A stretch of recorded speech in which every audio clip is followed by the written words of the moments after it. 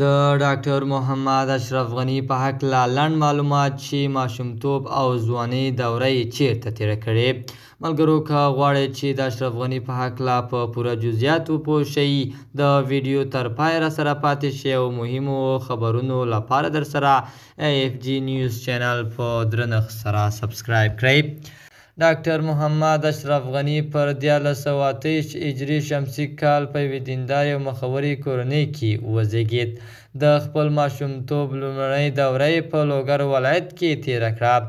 د کابل حبیب لیسې څخه فارغ شوی دی. پلار یې په شاهي دوره کې په بېلابېلو لوړو دولتي پوستونو دنده ترسره کړې.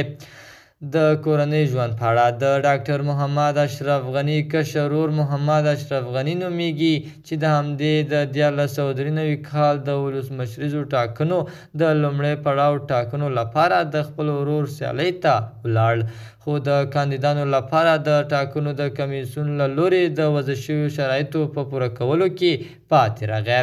ګنګوسې دي چې ښاغلی اشرف غني او ورور یې حشمت غني په خپل منځ کې ژور فکري او نور اختلافات لري، چې ان د اختلافات یې دې حد ته رسېدلي چې په دې وروستیو کې په یو رسمي غونډه کې ورته اشرف غني احمدزي د یو متعصب او خودخواه خطاب وکړ.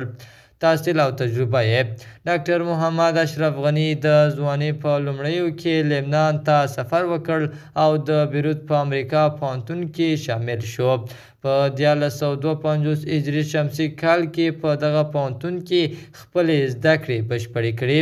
په 1953 هجري شمسي کال کې افغانستان ته راستون شو او په کابل پوهنتون کې د ټولنیزو علومو په څانګه کې د انسان پوهنې استاد شو.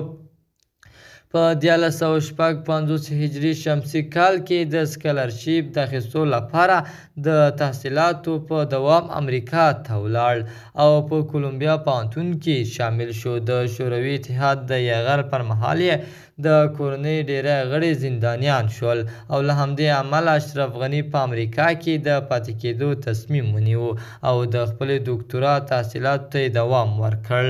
د AFG نیوز چینل درنو لیدونکو، دا اوس زموږ د دې ساعت چمتو شوې خبره. تر بیا ښې چارې د الله په امان.